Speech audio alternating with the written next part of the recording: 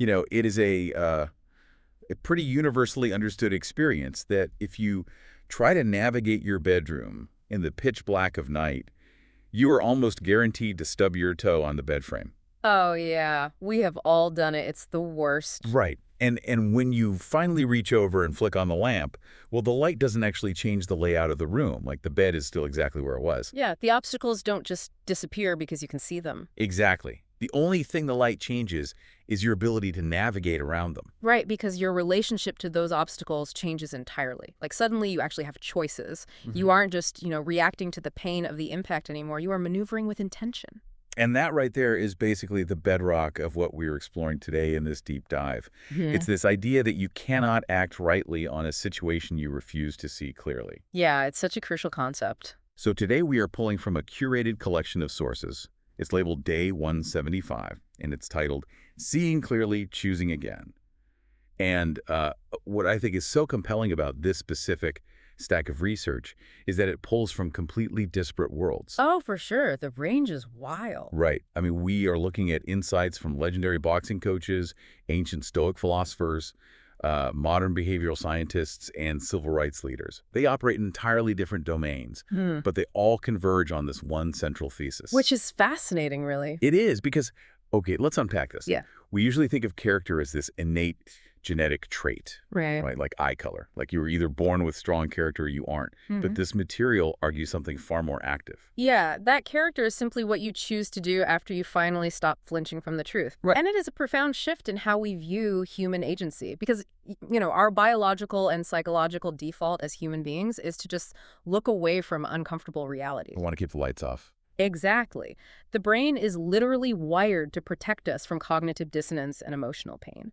So we want to close our eyes to our own fear, to our own mortality, to the mistakes we've made, and to the friction around us. Because it takes significantly less caloric energy to just keep the lights off and hope we don't stub our toe again. Right.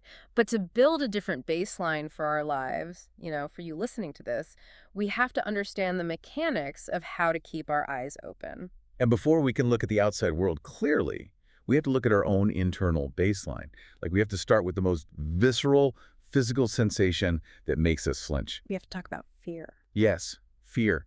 And the collection introduces this through the perspective of Cus D'Amato. The legendary boxing trainer. Right, the guy who developed fighters like Mike Tyson.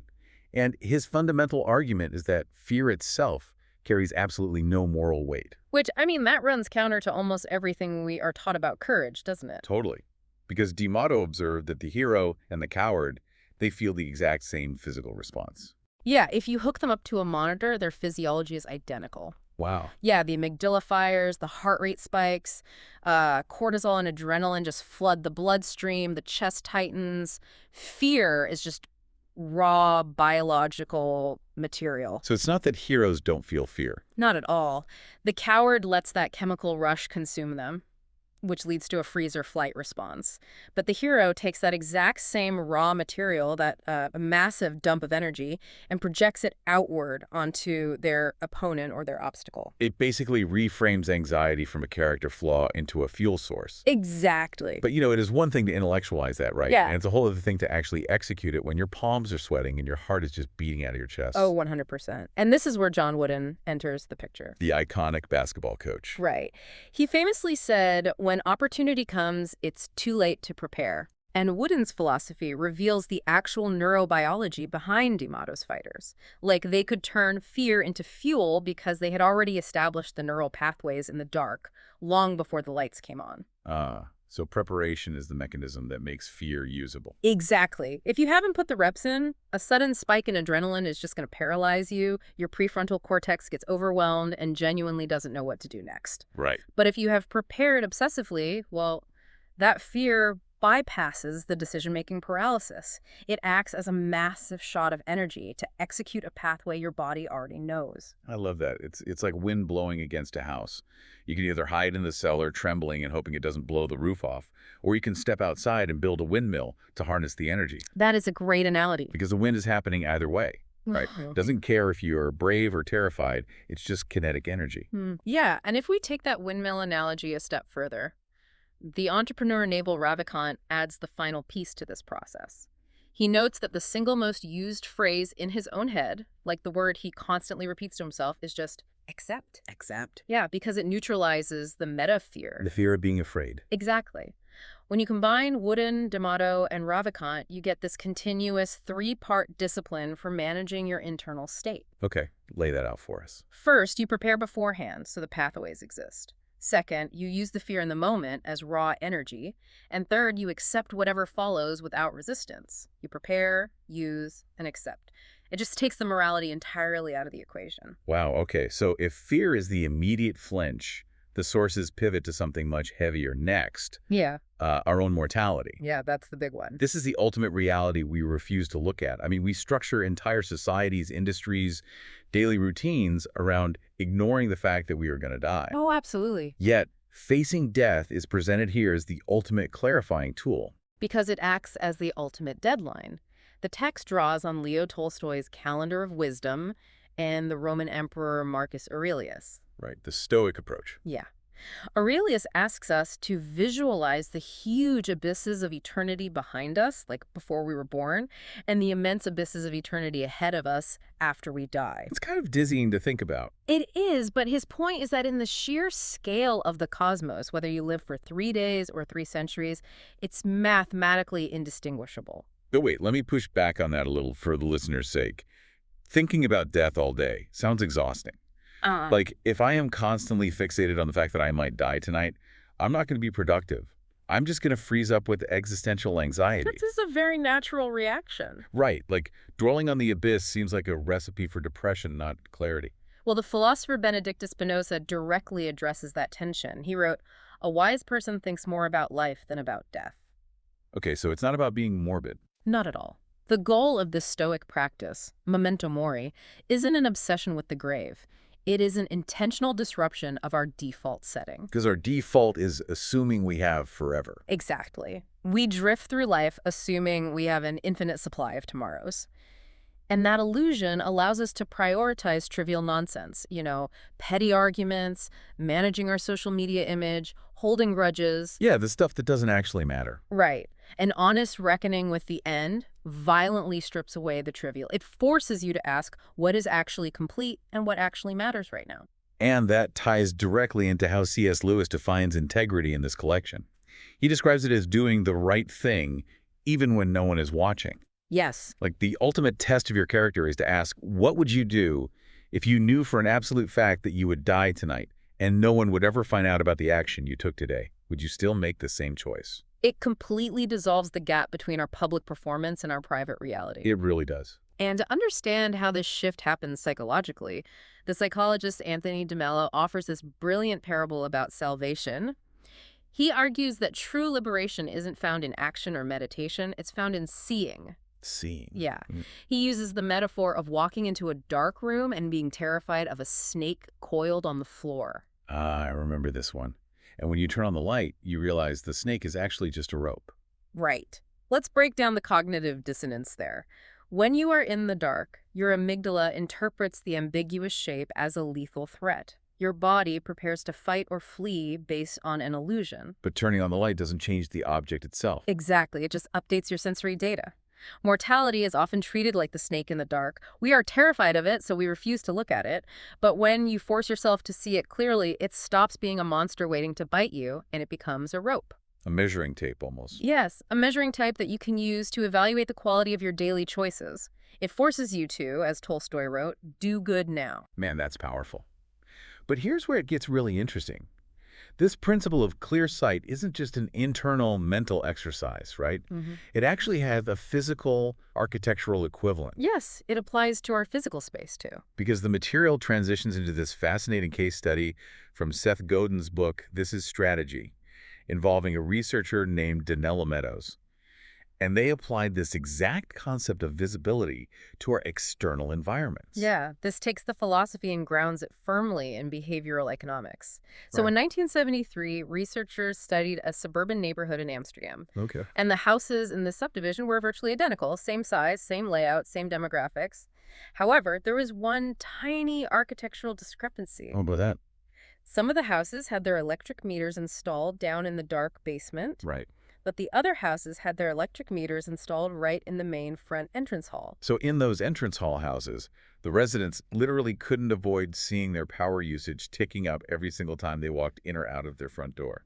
Exactly. The data was completely unavoidable. And the behavioral result was staggering, wasn't it? It really was.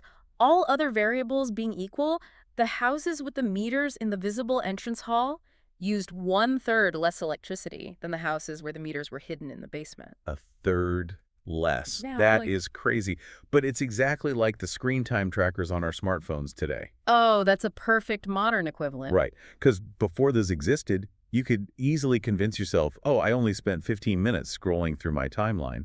But when the data is sitting right there on your lock screen, proving you spent 3.5 hours on your phone. The cognitive friction is just too high to ignore. Yeah, it completely removes your ability to lie to yourself. And the structural brilliance here is that nobody in the entrance hall houses was inherently a more environmentally conscious person. They weren't just better people. Right. They didn't possess superior moral character or better self-discipline than their neighbors. The only variable that changed was the feedback loop. Because when the meter's in the basement, the consequence is disconnected from your daily awareness. Out of sight, out of mind is a literal cognitive reality. The brain conserves energy by ignoring what isn't right in front of it. By moving the meter to the hallway, the environment forced the brain to process the cost of energy every single day. Behavior changes naturally when the consequence is in your direct line of sight, Exactly. which proves that what gets tracked and witnessed changes infinitely faster than what gets preached. Like, you can lecture people about energy conservation or screen time all year, but simply moving the meter to the hallway bypasses the need for motivation entirely. It is the practical environmental cousin to the death awareness practice we just talked about. If you want to change your behavior, you don't need stronger willpower. You need to design your environment so you are forced to look at the reality of your actions. But, even with perfectly designed environments, and even with the meter right there in the hallway, human beings are fallible. We are definitely going to slip up. We're going to fail. And the collection dives into the physics of the slip-up. Like, how do we see our own mistakes without immediately looking away in shame or just spiraling into defeat? Yeah, the author Ryan Holiday explores this in Daily Dad, and he offers some highly relatable examples. Oh, parenting examples are the best for this. Right, like you lose your temper with your kid, or you get distracted by your phone when they are trying to talk to you, Yeah. or maybe you are on a strict diet and you eat an entire sleeve of Oreos. We've all been there with the Oreos. Exactly. The human instinct in the face of failure is this binary trap. You either slip into denial, pretending it wasn't a big deal. Or you spiral into despair. Right, deciding you were simply a failure and throwing in the towel entirely. But Holiday argues for a clinical, clear-eyed view. He says, it happened, it is in the past, it cannot be undone. But tomorrow has not happened yet. And that clinical view is echoed by Bob Rotella too, right? The sports psychologist who works with elite golfers. Yes. When a golfer hits a terrible shot deep into the woods or into a brutal sand trap, Rotella trains them to love the challenge of being in that terrible spot.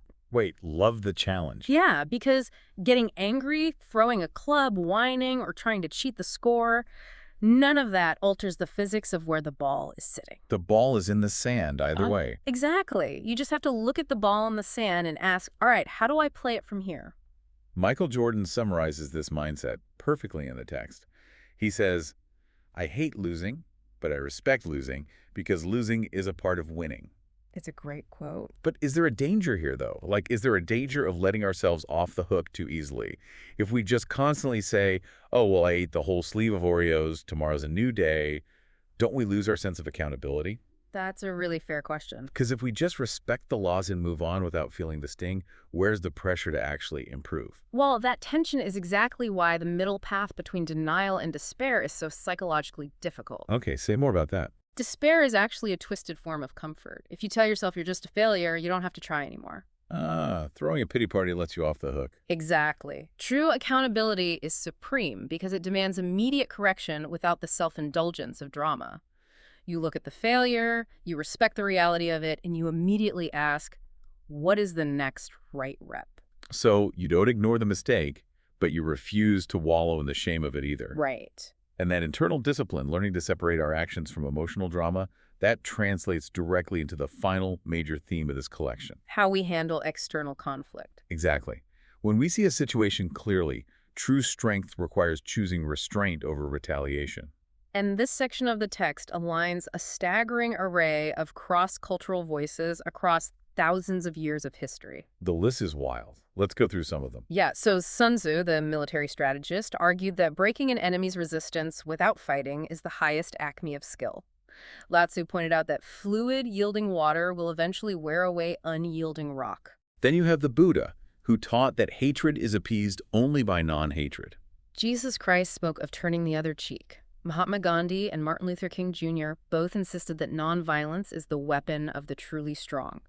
Nelson Mandela noted that courageous people do not fear forgiving, and Marcus Aurelius stated that the best revenge is not to be like your enemy.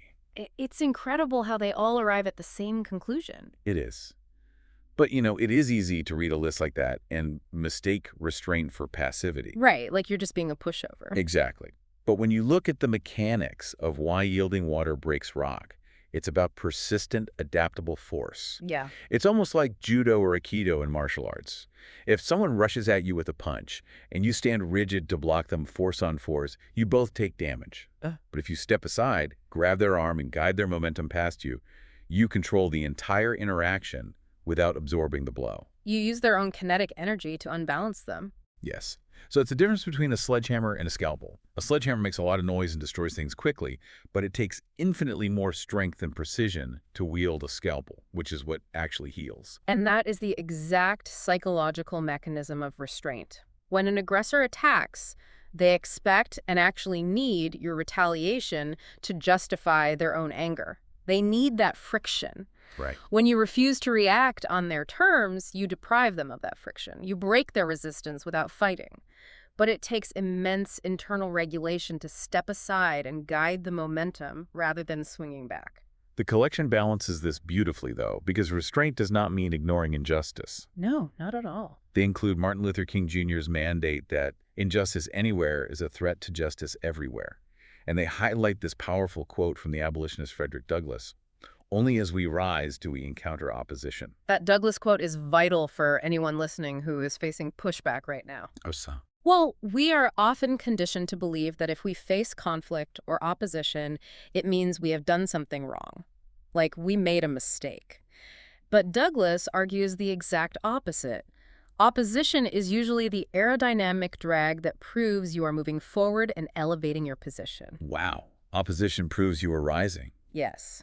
True restraint is a courage that has already decided, long before the conflict started, exactly what kind of strength it wants to be in the world. It dictates the terms of the engagement rather than letting the enemy's anger set the agenda. Man. So we have covered a massive amount of ground here today, from the boxing rings of Cus D'Amato to the stoic contemplation of eternity, to the electric meters in Amsterdam, to the martial arts of civil rights restraint. It's a lot to process. It is. So what does this all mean for you, the listener, in your actual day-to-day life? The collection synthesizes all of this into a practical playbook for building a team, or just building your own life. And the steps are remarkably clear when you view them all together. Let's run through them. First, you must name your fear out loud so you can convert it into kinetic energy rather than fleeing from it. Use the fear. Right. Second, you prepare your reps under pressure before the moment arrives, trusting your training when the adrenaline spikes. Third, you make the invisible visible. You have to build your own hallway meter. Yes, that is so important. Whatever you are trying to change, your budget, your screen time, your fitness, post the metrics somewhere, you are forced to look at them every single day.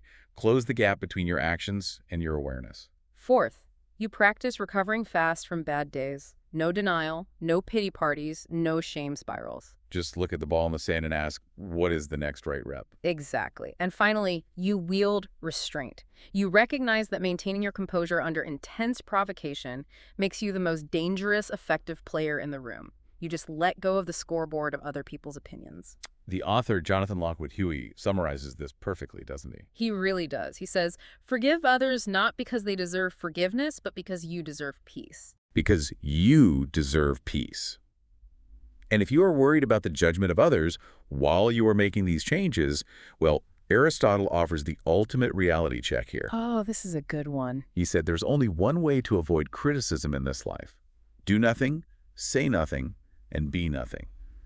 Criticism is just the inevitable tax you pay for doing something worthwhile. So if you have accepted your fear, faced your mortality honestly, moved your metrics into the light, and chosen restraint, then the criticism of people who are still hiding in the dark entirely loses its grip on you. Which brings us all the way back to the pitch black bedroom. Full circle. Clear sight is the absolute prerequisite for right action. Yeah. You simply cannot navigate the room until you turn on the lamp and see exactly where the furniture is placed. Which leaves us with a final thought to consider. We know the cognitive science is sound here, right? Right. We know that the families in Amsterdam who had their electric meters moved to the front entrance hall drastically changed their habits simply because the cognitive friction of seeing the truth every day was too high to ignore. And we know that turning on the light reveals that the terrifying snake is just a piece of rope. Exactly. So for you listening right now, what part of your own life, your own habits, or your own relationships are you currently keeping hidden down in the dark basement, intentionally out of view? If you forced yourself to move that meter into your front hallway today, where you had to look at the unvarnished data every single morning, what uncomfortable truth would you finally have to act on?